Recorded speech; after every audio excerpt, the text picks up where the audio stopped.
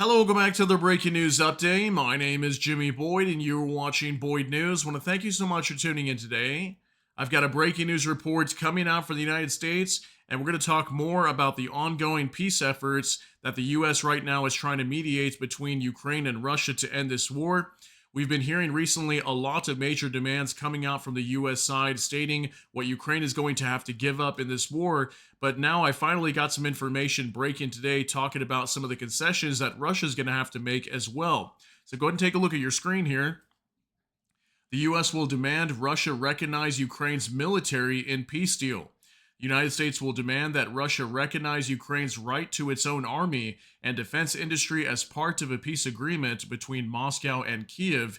This was reported today by Bloomberg. We're actually going to show you a report talking about this, not on Bloomberg, it'll actually be on UNN. But this is a very big step forward. I mean, finally, we're starting to hear some reports coming out on the Russian side, what they're going to have to give up. And apparently, Steve Witkoff, the special envoy from the Middle East that's tasked with negotiations with Russia on behalf of the United States, he's supposed to be in Russia either very soon or could be there already. We heard yesterday he was already heading from Paris over to Moscow and should be meeting with Vladimir Putin any day now. And reportedly, this is going to be one of the major demands. There's going to be a few other things as well that I'm going to show you guys on this report. Let's go ahead and jump into this. So on UNN, the U.S. will demand that Putin forget about the demilitarization of Ukraine, according to Bloomberg. This is coming out today, April 24th, 2025. And it says right here, the U.S. will demand that Russia recognize Ukraine's right to its own army as part of a peace agreement.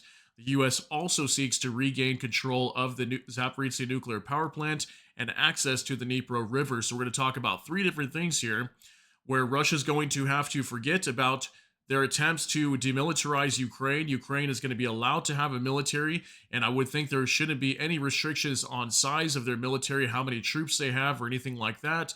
Them producing missiles or drones, whatever it might be, after this war comes to an end. Also, the Zaporizhzhia nuclear power plant will go back in control or back over to Ukraine, but the U.S. will take control over it. And then talking about access to the Dnipro River. Okay, so let's go ahead and take a look here. The United States will demand that Russia recognize Ukraine's right to have its own army and defense industry as part of a peace agreement between Moscow and Kiev, according to people familiar with the situation. Bloomberg reports this with reference to sources, writes UNN. And it says some of the details here. U.S. Special Representative Steve Witkoff is expected to raise this issue at a next meeting with Russian dictator Vladimir Putin.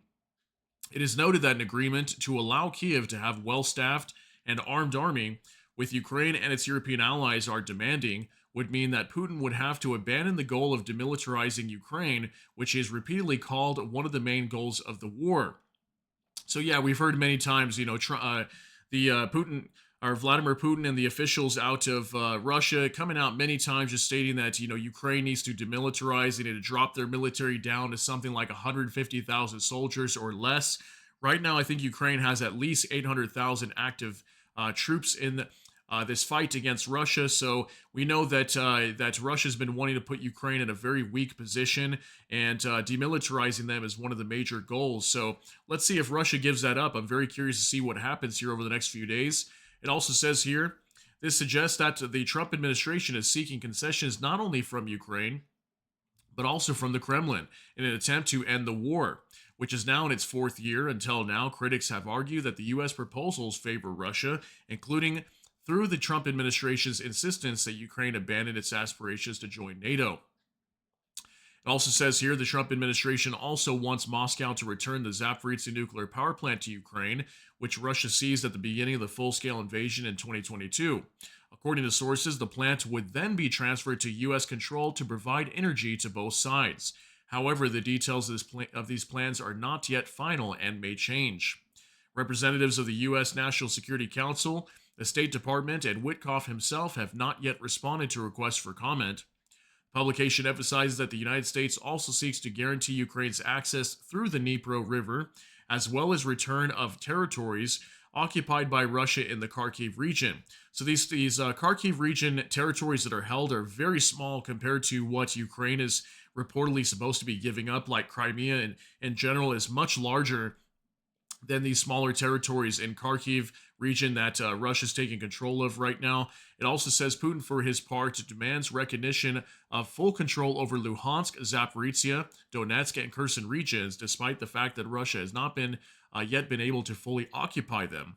Finally, it says right here, addendum, Russia continues to shell Ukrainian cities even during ongoing negotiations, claiming to be ready for peace.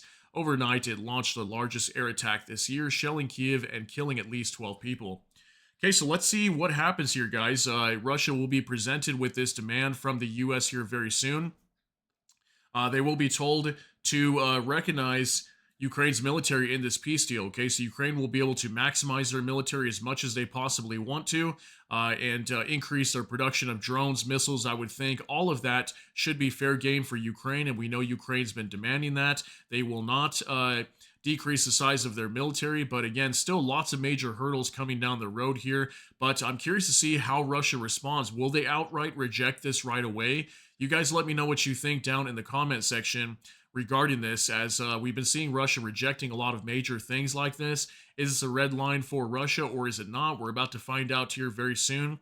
So share your thoughts, concerns, and opinions down in the comment section. That's going to be it for today's update. If you got something out of this, please smash that like button. Also, if you enjoy my content, please consider subscribing down below. Hit the notification bell. That way YouTube can notify you. With that, hope you all have a great day. Everybody take care and God bless, and we'll see you in the next one.